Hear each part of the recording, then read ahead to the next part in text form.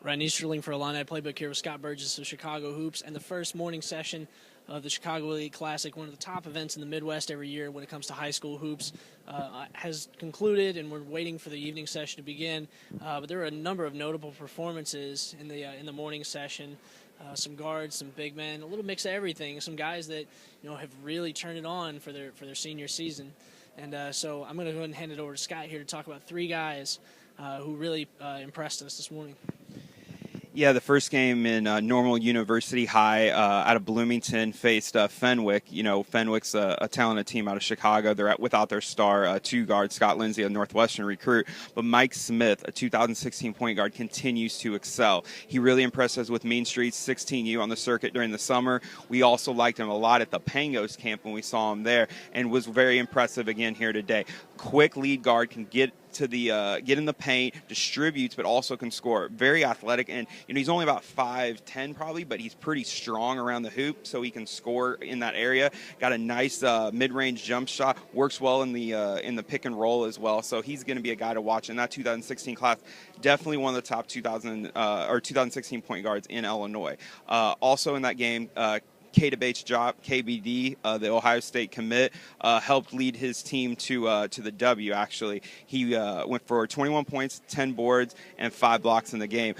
He got to the foul line a lot. That was something that was impressive in this game. Very active around the basket, quick and assertive, also on the interior. Hit the offensive glass pretty good. A skilled guy. His jump shot wasn't necessarily falling today, but that's actually one of the things he's the best at. At his size, with his length, to be able to shoot the ball on a consistent basis, he's going to be a big asset for Ohio State in the Big Ten next year and beyond. And then the third player I want to talk about is Dominique Matthews from St. Rita. Wow, what a start to his senior year. 39 points last weekend against Curie. 34 today, one of the top unsigned seniors, regardless of position in the state of Illinois. I tweeted earlier, I think the two-guard position remains a strength still in this class as far as unsigned players. Dominique's right at the top. A versatile two-guard that can really score, gets to the basket, and, was consistently beating his man off the dribble in this game and getting the hoop. Great in transition, and just, a big-time scorer that I think a lot of people are sleeping on right now, at the next level. He's definitely a guy that more colleges, he has, I believe 4 offers right now. I would expect after this big start and after some coaches here and some national analysts, his name's going to be a hot name on the recruiting trail. And one player that his name's been on the recruiting trail a while, a future Kentucky Wildcat, is going to be the first of 3 players Ryan's going to discuss, Tyler Eulis from Marian Catholic. Yeah, I've always been impressed with Tyler Eulis. Not the biggest guy out there, but he's a player.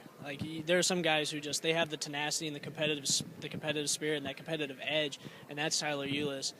He's just so under control with the ball. He's what you want in the stereotypical floor general, and you use that term a lot of times, but he really commands the floor when he's out there with the ball.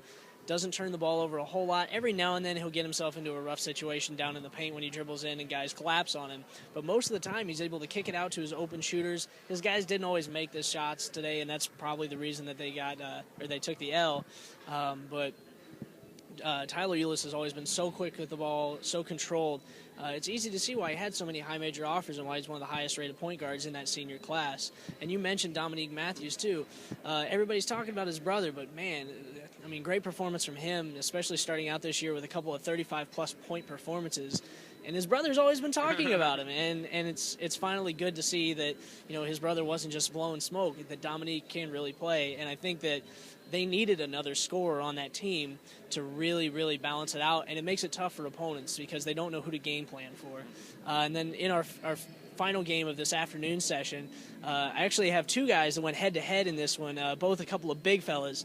One of them is the 6'9" Sean O'Mara from Bennett Academy in Lisle, and the other Terrell Carter, who is really not a high name on the radar, but Terrell Carter of Redondo Beach, California.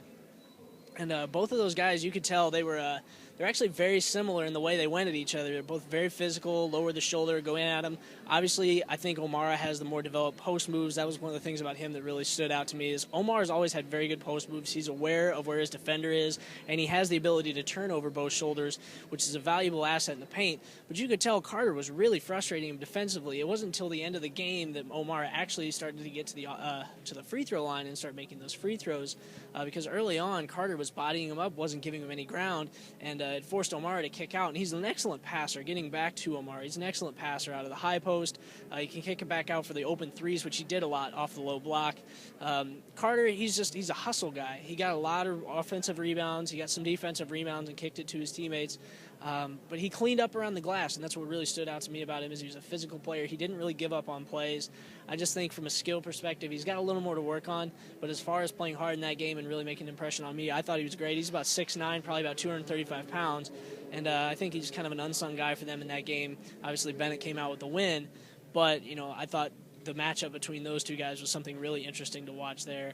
And I can't wait to see some of the matchups we have tonight. There is a lot of talent and a lot of firepower in the final 3 games tonight. You've got teams like Simeon, Whitney Young, Bishop Gorman, Bosco, Curie, and then it's going to be an amazing night. And make sure you check in and see who the top performers are from the evening. But as far as the afternoon goes, for Scott Burgess, I'm Ryan Easterling signing out.